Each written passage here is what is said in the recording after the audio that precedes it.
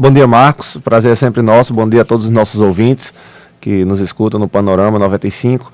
E para essa nossa ouvinte que nos deixou essa mensagem, questionando a respeito da orientação, o que é que a gente poderia dizer? Essa dor em peso que ela sente, pela localização e pela característica que ela descreve, existe a possibilidade sim de que se trate de uma doença no coração, certo? Seriam necessários um pouco mais de entrevista médica para a gente determinar melhores características dessa dor, como a duração, quais são os fatores que fazem essa dor aparecer, o que é que faz essa dor desaparecer, se existem alguns outros sintomas associados, se junto com a dor ela tem suor frio, ela tem falta de ar, ela tem o coração acelera, se tem alguma outra queixa. Pela descrição que ela dá, com duas características apenas, com a dor que é no peito esquerdo, se direcionando aproximadamente para o ombro, e a dor sendo em peso, existe a possibilidade de que seja do coração. Lógico que a gente não tem como definir que é do coração somente com essas duas características e sem um exame físico, sem outros exames para associar junto, mas existe essa possibilidade. A recomendação é de que ela procure uma consulta com o médico, pode ser inicialmente com o clínico ou até com o cardiologista mesmo, para fazer uma averiguação dessa queixa dela. O relato dela de que teve uma trombose na perna depois que teve um filho, como está muito distante, está há cerca de 20 anos, aparentemente não tem correlação com o quadro que ela sente hoje. E como ela disse que foi logo após ter o filho dela, a gente sabe que no período do pós-parto, que a gente chama de puerpério, que é o popular resguardo, quando a mulher está de resguardo, você tem um aumento do índice de fenômenos que a gente chama de tromboembólicos, que são formação de coágulos em diversas partes do corpo. Isso é uma característica da fisiologia da mulher nessa etapa depois que ela tem a criança. Então, isso pode ter acontecido muito mais porque ela estava na época do pós-parto do que especificamente porque tinha alguma coisa que no futuro seria correlacionada com o coração. Agora, que o problema dela é a dor no peito, é recomendado que ela procure um auxílio para fazer uma investigação a respeito. Ela fala aqui na questão da trombose, que ela teve há mais ou menos 20 anos. Ela é uma pessoa, por exemplo, propícia a ter trombose mais uma vez ou não? Depende do que levou, do que causou essa trombose. A gente teria que fazer um trabalho investigativo para saber o que causou. Geralmente, a trombose está associada a 3 grandes fatores clássicos que a gente chama. Normalmente a gente procura os 3, porque um pouquinho de cada um, em geral, está presente para que um paciente desenvolva uma trombose. Isso a gente se referindo, obviamente, às tromboses de membros inferiores. Porque existe a trombose, por exemplo, no cérebro, que é o AVC, que tem as suas particularidades específicas. O infarto do miocárdio, o infarto do coração, também é uma trombose, mas é uma trombose específica dentro do coração, e aí a gente não chama de trombose, a gente chama de infarto. Essa trombose que ela falou, que é a da perna, normalmente ela está correlacionada a 3 fatores que a gente chama que são chaves para que o processo aconteça. O primeiro deles é a estase venosa. O sangue, ele demora, ele retorna, porque o sangue vai para a perna e depois ele retorna por meio das veias da perna para o centro do corpo, onde vai para o coração. Então, quando essa circulação pelas veias ela é lenta, o sangue circula lentamente pelas veias, a gente tem esse primeiro fenômeno, que é o fenômeno de estase venosa. O sangue vai devagar, quase parando, e isso favorece o aparecimento dos trombos. O segundo são lesões nas próprias veias, pequenas lesões, não tem a ver com pancada, tem a ver mais com a parte intrínseca do paciente mesmo, que às vezes algumas doenças associadas promovem isso, e aí você tem pequenas lesões no endotélio, que é na paredezinha que reveste o vaso. E o terceiro, que aí é que você tem uma certa correlação com o que você falou, é o que a gente chama de estado de hipercoagulabilidade, que é uma tendência de formar mais coágulos mais facilmente do que em outros momentos da vida, ou então do que em outras pessoas. Então, quando você tem um sangue que está passando devagar pela veia, que essa veia está com um problema nas paredes dela, porque ela está com a lesão do endotélio, e além disso, você tem um estado que é propício à formação de coágulo, em geral você desenvolve a formação desses trombos. E isso pode acontecer repetidas vezes por característica endógena do paciente. Tem alguns pacientes que têm uma tendência maior porque carregam alguns genes, carregam mutações, a gente chama de trombofilia familiar, mas é uma série de mutações de genes e aí ele tem predisposição a ter trombose. E outras pessoas por determinadas circunstâncias. Alguns pacientes têm, por exemplo, depois que se operam e aí ficam imóveis durante muito tempo, 2, 3, 4, 5 dias em cima de um leito, sem nem se mover, sem nem sair para se levantar ou para fazer nada, exatamente por causa da cirurgia, e aí isso predispõe a essa formação. Algumas doenças, como particularmente alguns tipos de câncer, eles predispõem à formação de trombos por esse estado de hipercoagulabilidade. Então, quando você perguntou aí se ela pode ter novamente, ela pode, se ela continuar mantendo esse conjunto de fatores. Me desculpa aqui a falta de conhecimento, mas a trombose é a mesma coisa do AVC, não? A trombose, quando acontece no cérebro, é o AVC isquêmico. É aquilo que a gente conhece como AVC isquêmico. É uma formação de um coágulo, tá certo, que obstrui a artéria e impede a passagem do sangue para uma região mais distante, que a gente esperava que o sangue ainda fosse. Na verdade, o AVC, o AVC isquêmico, a gente deixou de chamar ele, entre aspas, popularmente de trombose, porque ele não tem um fenômeno apenas de formação do trombo no local. Muitas vezes a gente tem os AVCs isquêmicos por fenômeno que a gente conhece como embólicos, que estão muito associados. A gente sempre chama de tromboembolia, mas como o nome era trombose, eu acho que possivelmente não envolvia a parte embólica, então a gente preferiu-se tirar esse nome e colocar como AVC isquêmico. A embolia é a formação do mesmo coágulo e a obstrução da mesma artéria, só que em vez desse coágulo ele ser formado lá dentro do cérebro, ele é formado à distância, por exemplo, no coração, e aí ele descola do coração esse coágulo, sobe, vai até o cérebro e em determinado local ele entope a passagem. Mas a trombose no cérebro, ela gera o AVC, ela gera o AVC isquêmico. Como disse, hoje aqui é tema livre, né? As pessoas podem fazer qualquer tipo de pergunta. A nossa ouvinte, Ana Maria, lá do sítio Lagoa do Meio, ela está perguntando o seguinte, ela disse que sente uma dor no peito muito forte, inclusive chega a ficar cansada, né? Fica procurando ar. Já fez um eco, mas não deu nada. Por que ela sente essa dor? A gente precisaria fazer uma investigação, levando em conta, inclusive, que o ecocardiograma não é o único exame disponível para avaliação do coração.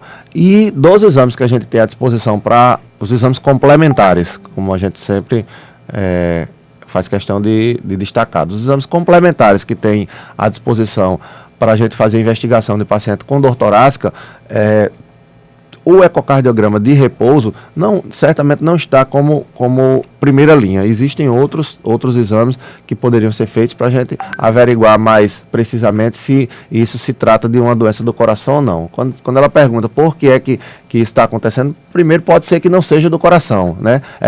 Essa coisa diferente, né? Eu estou sentindo uma dor e o eco está normal. Primeiro pode não ser do coração, e aí o eco vai estar normal mesmo. E segundo, pode ser do coração, mas que não apresentou nenhuma alteração no ecocardiograma, porque o eco não é o melhor exame, o exame mais indicado, ou o primeiro exame que a gente deva fazer nesses casos em que se faz a avaliação. Embora seja um exame ótimo para uma série de outras doenças, inclusive para a própria suspeita de angina, mas não é um exame que define dor. Um eco que venha normal não quer dizer que a pessoa não tem nada no coração quando a queixa dela é dor no peito. Quando a queixa é outras coisas, a gente poderia até excluir mais facilmente, mas nesse caso não. Outra pergunta, doutor Vander, quem tem coração crescido tem falta de ar? Tem sim. Não é sempre, não é obrigatório que a pessoa tenha o coração crescido e ela deva ter falta de ar para a vida toda, mas é a manifestação de longe, uma das manifestações mais comuns da insuficiência cardíaca ou da miocardiopatia dilatada, que é o termo técnico para esse coração crescido. Por quê? Porque a gente até já explicou isso quando a gente falou aqui de insuficiência cardíaca. O que é que acontece? O coração ele é uma bomba, ele recebe o sangue Ele é uma bomba, entenda, uma bomba de bombear, não é uma bomba de explodir, não.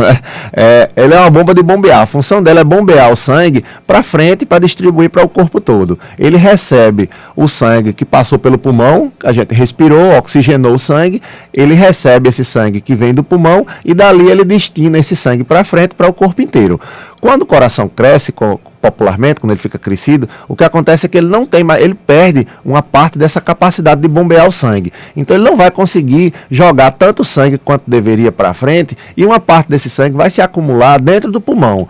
Essa parte de sangue que se acumula dentro do pulmão aumenta a pressão dentro de alguns vasos pequenos, algumas artérias e veias pequenas que tem no coração, uma rede imensa de artérias e veias pequenas, que a gente chama de rede capilar pulmonar, e isso aumenta a pressão nesse local e acaba extravasando líquido para dentro do pulmão. E a sensação do paciente é a sensação de falta de ar. Alguns que têm essa sensação mais intensa descrevem como a sensação de quem está quase se afogando. Exatamente por isso, porque o coração não bombeia o sangue para frente, ele fica represado atrás, aumenta a pressão, extravasa o líquido e aí a pessoa sente cansaço.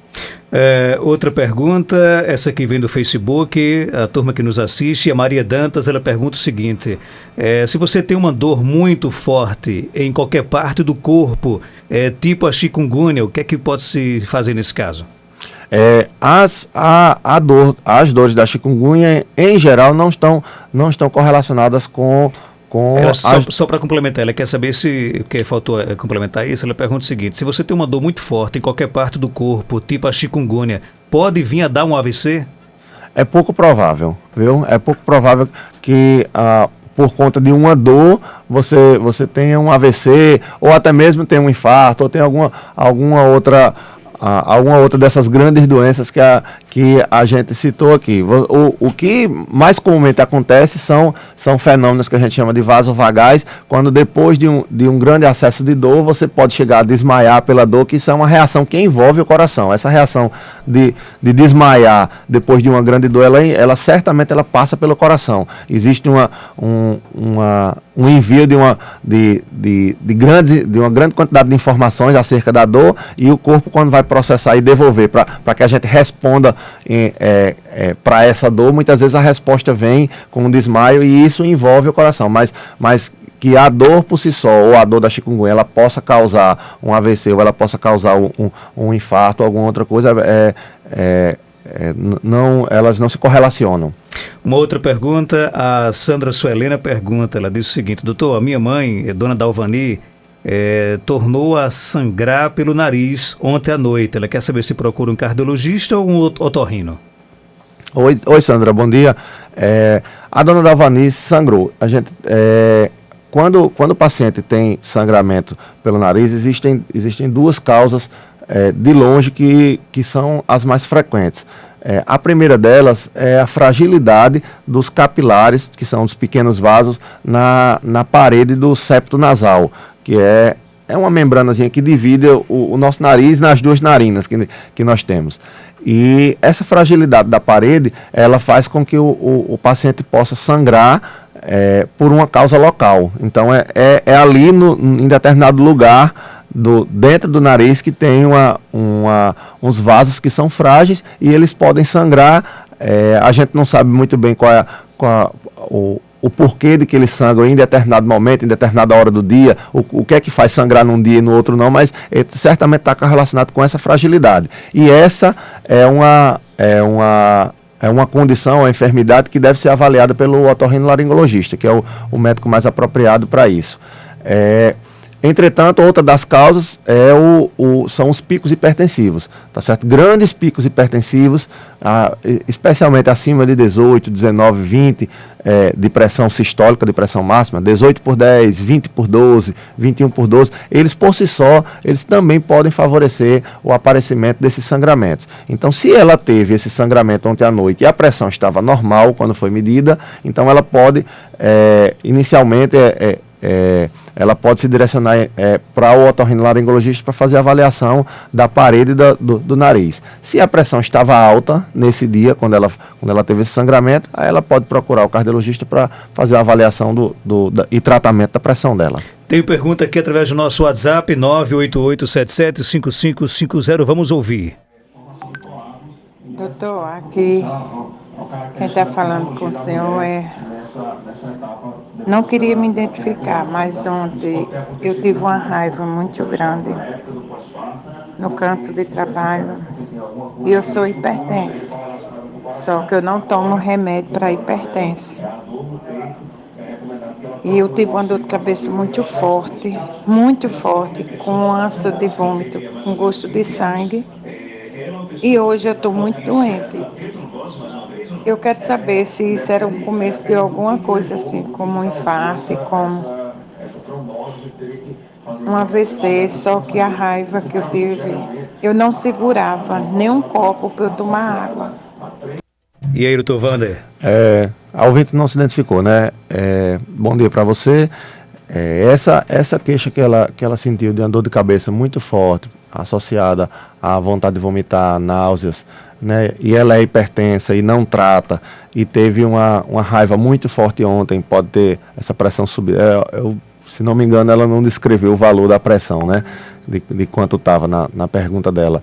Mas o conjunto desse quadro clínico que ela descreveu todo, ele aponta para a possibilidade sim de que algo possa estar acontecendo de mais grave com ela. Não dá para a gente definir única e exclusivamente apenas pelo relato dela, precisaria fazer um exame físico, precisaria certamente de alguns exames complementares para a gente fechar o diagnóstico, mas existe a possibilidade. Inicialmente, pela descrição dela, parece ser uma descrição mais correlacionada com a parte neurológica mesmo. Se tiver de ser alguma coisa, está mais correlacionado ou para um AVC ou para um acidente transitório, acidente isquêmico transitório, ou para um risco de que isso venha se desenvolver nos próximos dias. Parece um pouco menos provável, pelas informações que ela deu, de que se trate de algo especificamente do coração, apesar de que ela é hipertensa e disse que não se trata. Não se trata com medicação, né? Não toma nenhuma medicação. Existe essa possibilidade, né? Alguns pacientes hipertensos, quando estão na fase inicial de tratamento, nos primeiros 6 meses a 1 ano, se eles não forem hipertensos graves, você pode fazer apenas o que a gente chama de mudança de estilo de vida. Então, você implementa para o paciente uma dieta, se ele tiver com a dieta inadequada, para reduzir o consumo de sal, se ele tiver acima do peso, uma grande parcela da nossa população se encontra acima do peso, você pode fazer um programa visando a redução de peso. Se ele não faz atividade física, que uma grande parcela da nossa população sofre com sedentarismo, você pode fazer um programa para ele auxiliar ele a iniciar a atividade física, e com essas 3 mudanças, com a dieta, com a tentativa de perda de peso e a atividade física, tentar controlar a pressão do paciente. Depois de um certo tempo, em geral 6 meses, se o paciente não obtém um controle adequado da pressão e continua hipertenso, aí sim está na hora de você entrar com medicação. Como ela disse que é hipertensa e não toma medicação, a gente não sabe há quanto tempo. Depois que tudo isso tiver resolvido, é interessante que ela cuide também da pressão dela. Ok, tem mais perguntas aqui. Doutor, uma pressão 12/8 é considerada alta? Olha, essa questão é simples e ao mesmo tempo não é, viu? A gente tem visto, antigamente o padrão de pressão normal que a gente tinha era exatamente o 12/8. Acho que até uns 5 ou 7 anos atrás, todas as diretrizes nacionais e internacionais que envolviam o estudo da hipertensão, eles diziam que a pressão nossa normal, o objetivo da nossa pressão deveria ser 12/8. Até que no 6º ou 7º joint, que é um encontro que existe de estudiosos de hipertensão nos Estados Unidos, eles viram que mesmo a pressão de 12/8, ela pode a longuíssimo prazo, ela pode não ser benéfica ao paciente, porque ela, na verdade, o que acontece é um contínuo, né? Você não está com a pressão de 10/7 e dorme e amanhece no dia seguinte com a pressão de 18/10, não. Certamente essas pressões, a média das pressões, ela vai subindo ao longo do tempo. Então, você pode até ter um pico de 18/10 e depois voltar ao normal, mas a média das suas pressões, quando você tira várias medidas ao longo do dia, ao longo de vários dias, a sua média de pressão é em torno de um determinado valor. Todo mundo chega na rua, conversa e diz, minha pressão é 12/8. Por quê? Porque toda vez que eu meço, ela dá 12/8. Minha pressão é baixinha, é 9/6, porque toda vez que eu meço, dá ali por volta de 9/6. Então, a pressão, a pressão média, ela não sai de 10/7, para 18/11, 18/9, da noite para o dia. Ela vai subindo ao longo do tempo. O que possivelmente, o que os estudiosos viram é que a pressão, quando está no nível exato, cravado, que o nosso ouvinte falou aí, de 12/8, ela já vem nessa escada ou nessa rampa de subida, porque a gente não nasce com pressão de 12/8. Quando a gente é criancinha, a nossa pressão é muito menor do que isso. Na fase adulta, o que a gente viu é que a maioria das pessoas normais tem essa pressão. Hoje em dia, só para finalizar a pergunta, hoje em dia o que a gente considera como pressão ótima é que ela seja abaixo de 12/8. Então, a pressão de 11/7, de 11/6, 10/6 é a pressão ótima. A pressão 12/8 ela é normal.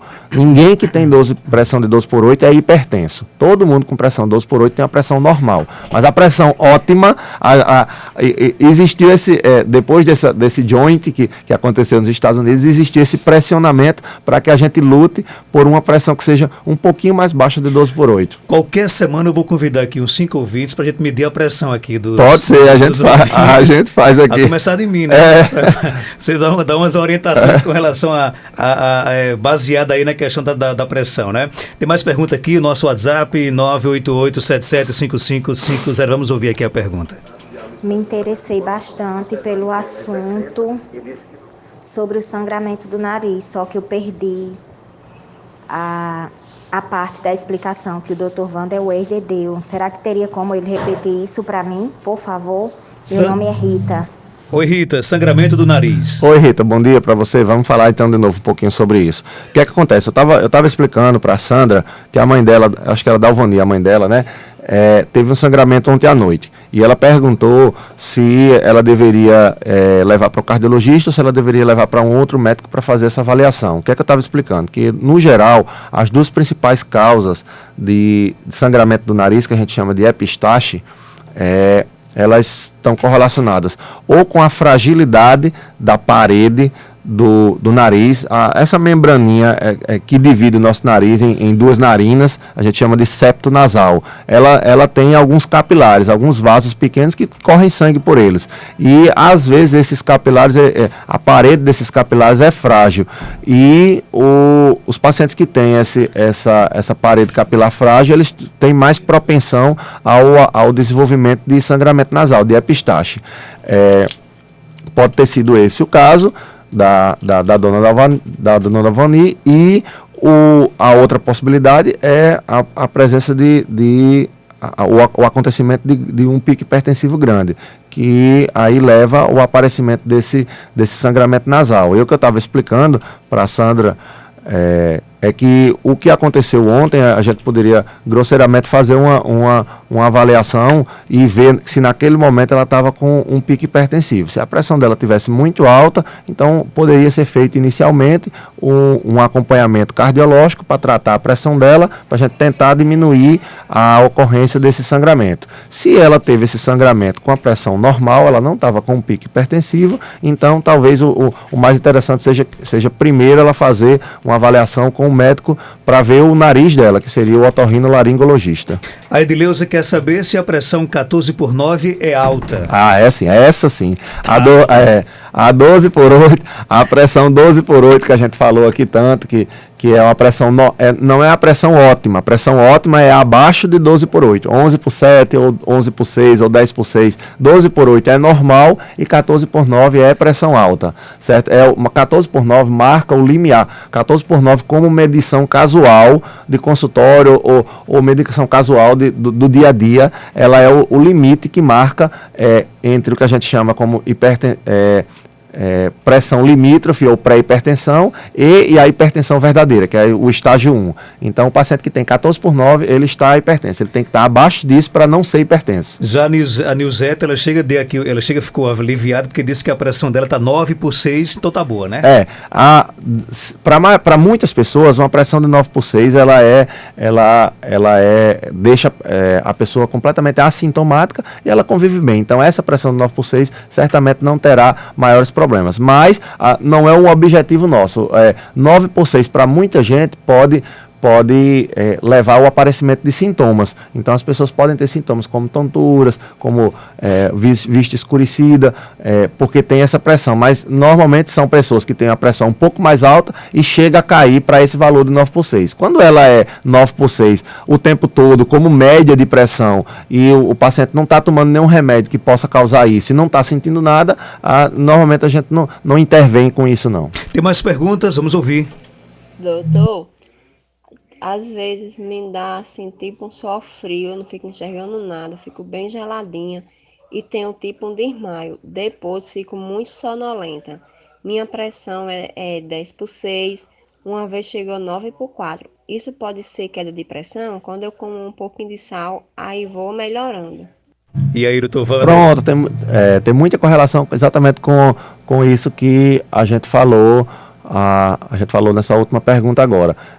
Embora seja, eu recomendo, pela descrição dela, que ela tem um suor frio, ela fica sonolenta depois, a gente deveria avaliar, ela deveria passar por uma avaliação médica, pelo menos alguma vez na vida, para saber especificamente se trata apenas de queda de pressão, mas esses sintomas que ela descreveu podem ser justificados por isso mesmo. Mas existem outras causas, tá certo? Existem uma série de outras causas, algumas com doenças mais sérias mesmo, e a gente pode estar passando despercebido. Dizer que isso que ela sente é apenas por hipotensão, por queda de pressão, a gente precisaria de alguns mais dados e ter a certeza de excluir outras doenças mais graves. Ok, para fechar, o nosso amigo fisioterapeuta Cleiton Leite, que participa inclusive aqui toda sexta-feira aqui do quadro Check-up no rádio, ele está perguntando se existe uma relação do tabagismo com a função cardiopulmonar. Certamente que sim, tanto com a função cardíaca, como ele falou, como com a função pulmonar. O tabagismo é certamente hoje a principal causa de doença pulmonar obstrutiva crônica, que é manifestada por bronquite crônica e por enfisema pulmonar. São duas doenças terríveis, limitantes ao paciente, que muitas vezes o levam à morte. É uma das grandes causas de câncer, e a primeira causa evitável de câncer que existe no mundo, e um desses tipos de câncer é o câncer de pulmão. Então leva ao acometimento do pulmão, assim como leva ao acometimento da função cardíaca, como ele perguntou da função cardiopulmonar. A função cardíaca pode ser afetada como? A hipertensão, ela favorece o aparecimento o tabagismo, ele favorece o aparecimento da hipertensão e é um dos grandes fatores de risco para o desenvolvimento da doença aterosclerótica das coronárias. E o que é isso? É a obstrução das coronárias, que popularmente a gente conhece como veias entupidas, mas na verdade são artérias, e essa obstrução é quem gera isquemia ou angina e que pode predispor ao infarto. Então, o tabagismo está diretamente correlacionado, é um dos 4 grandes fatores de risco, um dos 4 maiores fatores de risco para o aparecimento de infartos no coração. Doutor Wander, as perguntas que não foram feitas hoje, nós faremos a próxima semana. Eu quero aqui agradecer a sua participação. Algo mais a acrescentar, pode ficar à vontade. Só agradecer a participação de todos e continuamos à disposição para tentar, na medida do possível, sanar as dúvidas da população.